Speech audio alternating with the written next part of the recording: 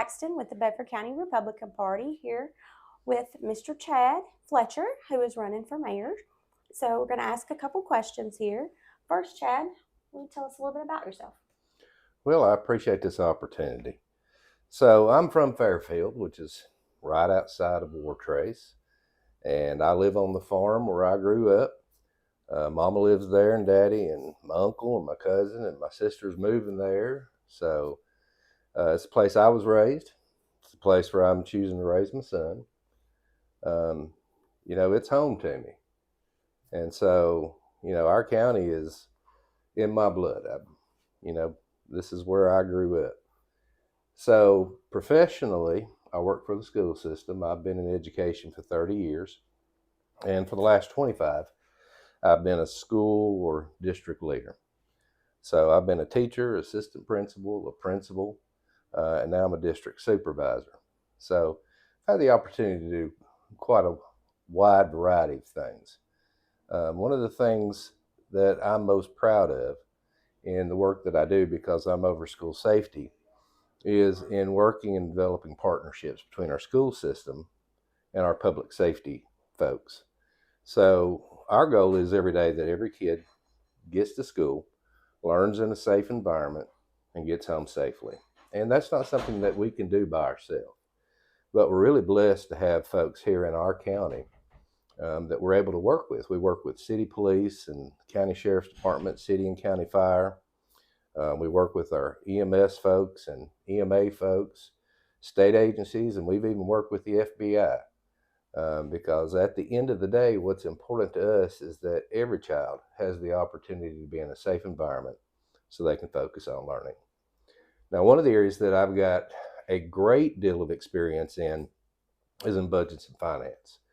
So for years, on a year in and year out basis, I've built, managed, and administered multi-million dollar budgets for our school system.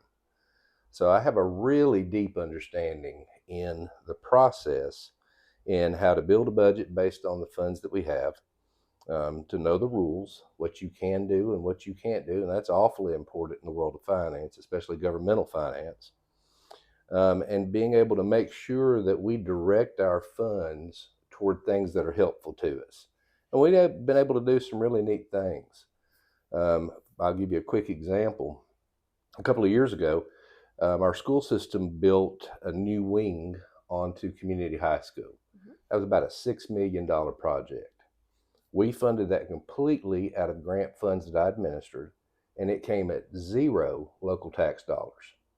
So being able to find those solutions that are good for us, but at the same time don't reach down into our pocketbook, is something that I've done a great deal of, and something that I have a lot of knowledge and background in. So in my time in leadership, there's some things that I've learned, and I'll share just a couple of them very quickly, because I think it's important that people understand, what does Chad Fletcher bring to the table. The thing about leadership is, leadership's not something you learn in a book, and it's not something you learn from a YouTube video, and it's not something that you learn theoretically. Leadership is what you learn from day in and day out experience. And it's something you have to go through, and it's a skill that you have to build. Because here's the truth of the matter. Now, anybody who meets the qualifications, they're the right age, they've lived in our county for the right amount of time, and they get the most votes, anybody can be mayor. And they can sit in the seat and they can be the boss. But there's a fundamental difference in being the boss and being a leader. And here's the big difference. A leader is a person who is in charge to take care of the people within their charge. And it's essential that you have some certain skills. Here are three very quickly I'll mention. Number one, I found on a leadership standpoint that it's essential that you give people the experience and the information they need to be successful. You're serving the people, and that's the bottom line. And the old saying goes that if serving's beneath you, then leadership's above you. And I found that to be true. So, for instance, when our county commissioners say that they need more time to consider things before they vote on them, well, we can fix that. There's no reason we can't provide people with the time, with the information, and let's have work sessions. When we get ready to go into budget season and we get ready to consider something that's very important, our commissioners deserve the opportunity to ask questions, to get more information, and to gain knowledge so they can make a really well informed decision. That can't often come in a 2 hour Thursday night meeting. We need the time for folks to sit down and work through those issues, ask those questions, and get that information, because at the end of the day, the people we're responsible for are we the people. And I think that's so important. Two other very quick things. A leader, I think it's essential that we build collaborative teams and that we're a good partner with the people with whom we work. We can't do everything we want to do in Bedford County by ourselves. And being a mayor is certainly not a one man show. I mean, it's essential that our county government works with our city governments and that we find common ground. We work together in concert because growth, for instance, in one area affects the other. So we need to be on the same page, but it's going to take someone who is willing to sit down, be open minded, have conversations, and find those areas where we agree. And then the last thing, and this is just the way I operate. I was this way as a principal. I'm going to be this way as mayor. You have high expectations, and then you hold people to those expectations. So for me, our policies, our procedure, state law, we're going to follow them. That's a non-negotiable. That's the basic starting line. We're going to do the right things. And so there are two things we're going to really focus on in that. We're going to do things right, and we're going to do the right things. Thank you. So I'm going to get into a few questions here. So number one is, how do you plan to manage growth beyond our current tools and strategies? When you look at our county, we've got something special. We've got, farmland, we got rolling hills, we've got small town charm. And what I think concerns people about growth is the idea that more people means more problems. And here's the truth of the matter. Bedford County is a shining star. This is a special place. Our quality of life, our pace of life, our cost of living, the way our neighbors help each other, the way people are there for each other. We work together, we go to school together, we worship together. And I think there's a great fear that rapid growth will cause us to lose what makes us special. Well, here's the truth of the matter. I don't think it's about finding new ways to deal with growth. Quite frankly, we have the tools right now to be able to manage growth ourselves. And we don't need to bring anybody in to tell us how to grow. That is our decision as a county. As citizens of this county and the folks who live from border to border, it needs to be their voice. It needs to be their decision. It needs to be their choice in what growth looks like in this county. So right now, for instance, they're working on our 20-year comprehensive growth plan. That's really important because what that document does is it sets out a roadmap for the next 20 years. And it says, here's where because we're developing this ourselves. This isn't somebody telling us what we have to do. These are our decisions. And so we're deciding where growth is going to happen, what growth looks like, and how much growth we're willing to have here in our county. That's huge. It's almost complete, I understand. And the next step in that process is it goes to our citizens to be able to make public comment. How amazing is that? That any citizen that wants to can stand up and express their thoughts, their concerns, their worries, and their dreams about where our county is, where our county's going. And that's the way that it ought to be. What new things do we need? What we need to do is take what we have in place now, make sure that we have a set standard policy and a set standard procedure. And then we make sure that that's something that with faithfulness and with fidelity and in a dogmatic way we enforce, so that we set our standards. And it's once again the voice of we, the people, who are making that decision for Bedford County. We need to decide for ourselves. Here's the thing: if I were getting ready to go on vacation, okay, I'm not going to go jump in my car and just start driving. I'm going to get my hotel reserved. I'm going to make my plans. I'm going to have my bags packed. I'm going to do all of those front end things before I ever go. Okay. Where we are right now with growth is there are front end things we need to be doing before we decide we're ready to drive down the road of growth in our county. That's infrastructure.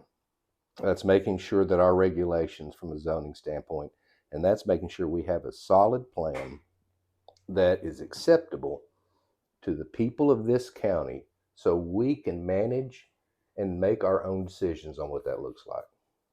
Thank you. Okay, so our next question is, if your platform is to cut taxes, where would you cut or reduce services to achieve that? Yeah, so let's be honest. Across our county right now, people are struggling. We know that the cost of food is high. We know that the cost of gasoline is going up. We know that our homeowners or landowners, and I'm one of them, we're experiencing sticker shock right now as we're getting our tax bills in. And so there's concern across our county, but I'm going to tell you one of the groups I'm most concerned for are older citizens. It should never be a thing in this county or any other county, and I feel quite strongly about this. It should never be a thing where somebody has to decide whether they're going to buy medicine or pay their tax bill. That should never happen. And so we have got to look at what is a common sense way to provide relief to the people in our county.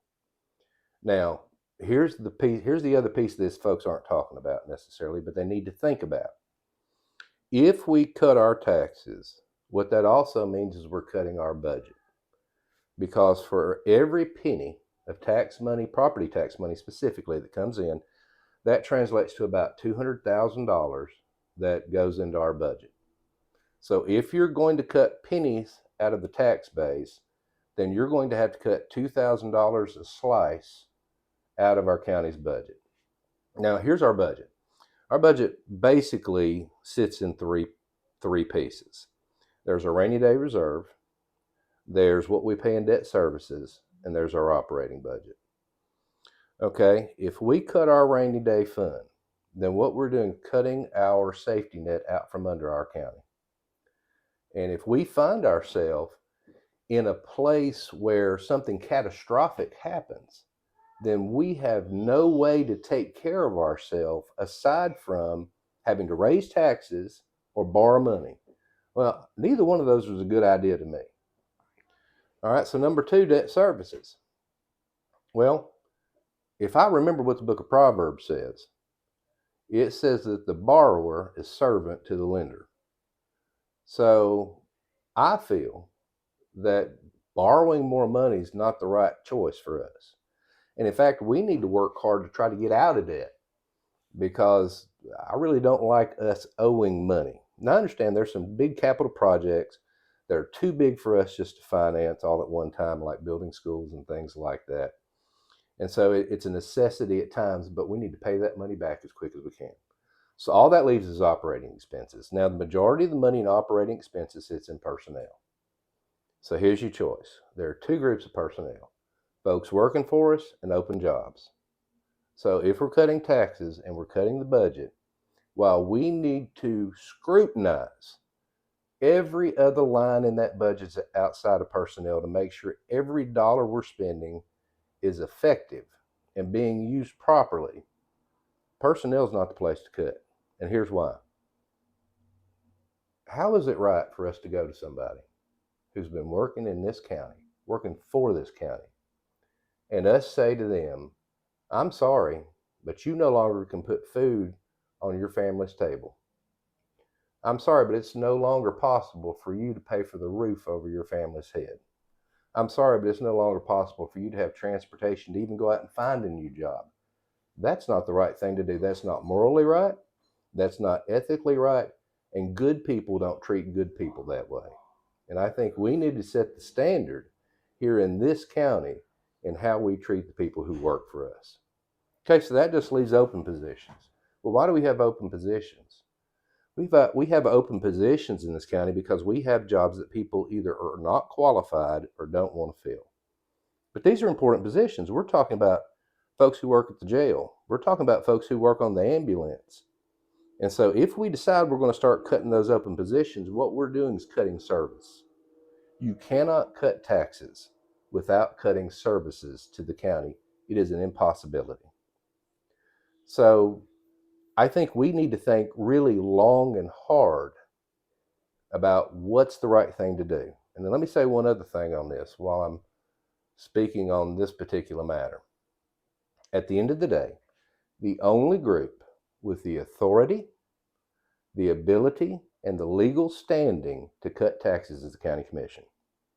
Now, I could sit right here in front of you, and the other folks who are running for mayor can sit right here in front of you and the rest of the folks who are watching, and we can promise the moon.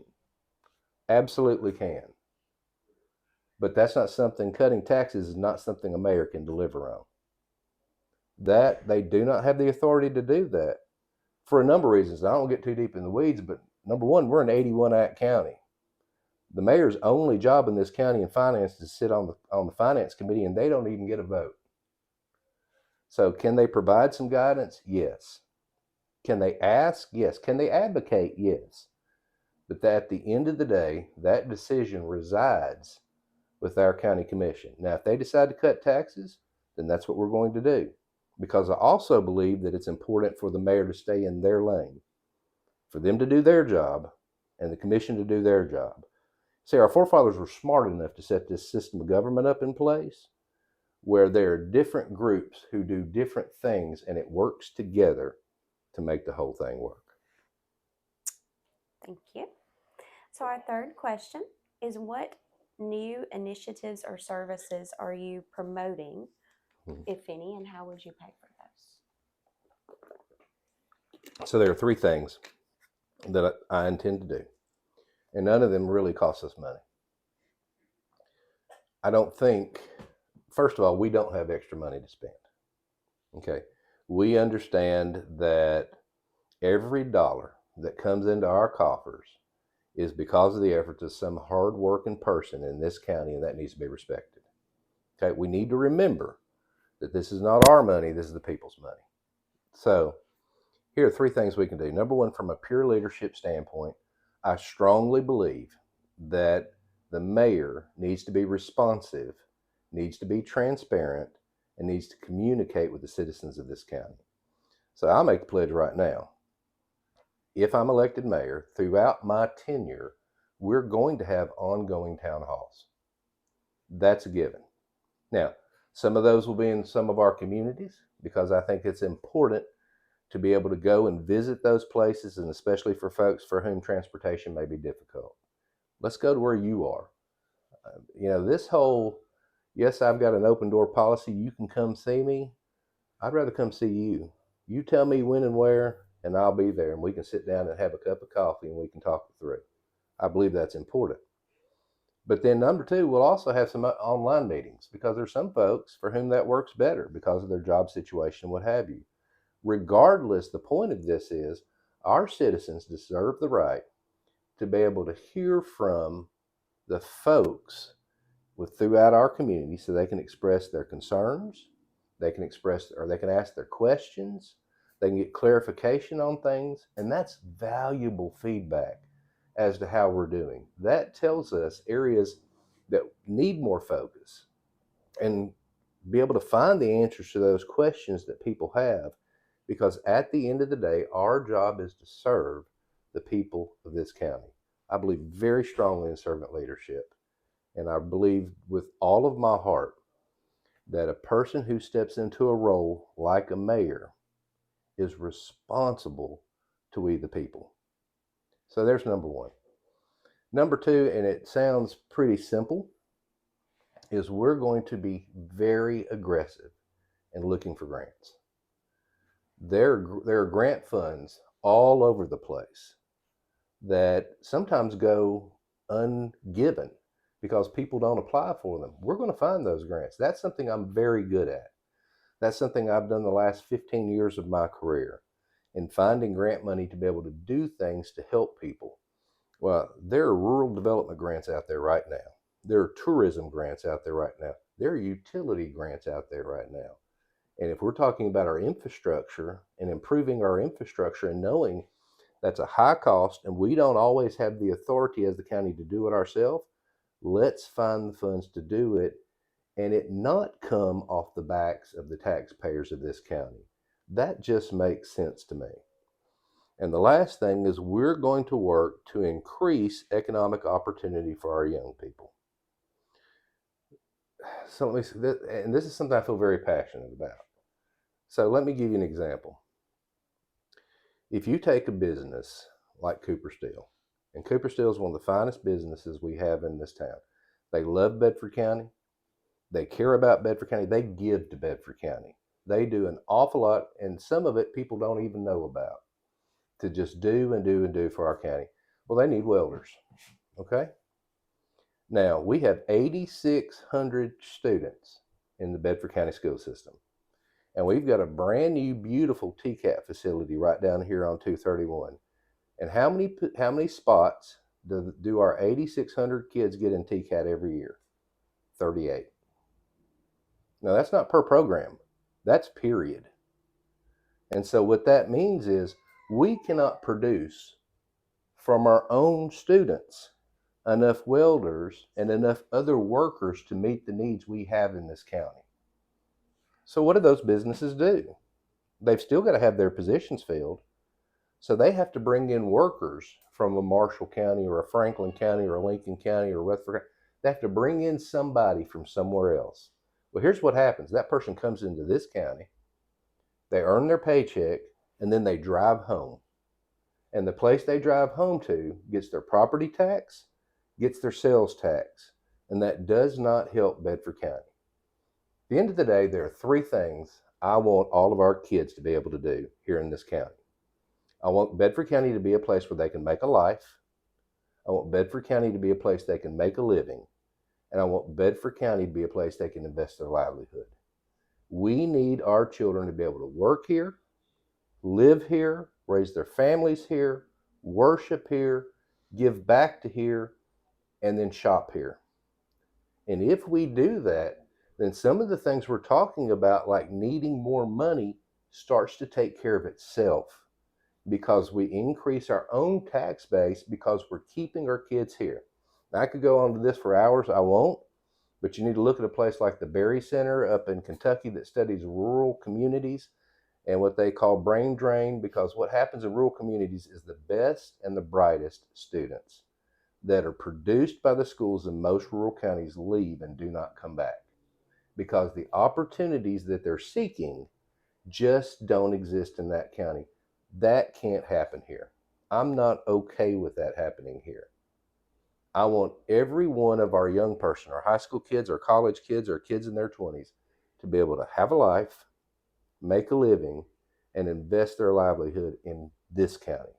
And I believe when we start focusing on those core issues that affect all of us, we make Bedford County the kind of place that is forward thinking and moves in a productive, positive way in the future. Because my belief is this county is an amazing place. I understand some people may feel like it's a black hole, but I believe it's a shining star. So I appreciate your time today. Yes, thank you. I agree. Bedford County is what I call home now. So I love Bedford County. So thank you so much for sitting down and answering these questions. And just a reminder that Chad Fletcher is running for the mayor's office in the upcoming election. Thank you, Chad. Thank you for your time.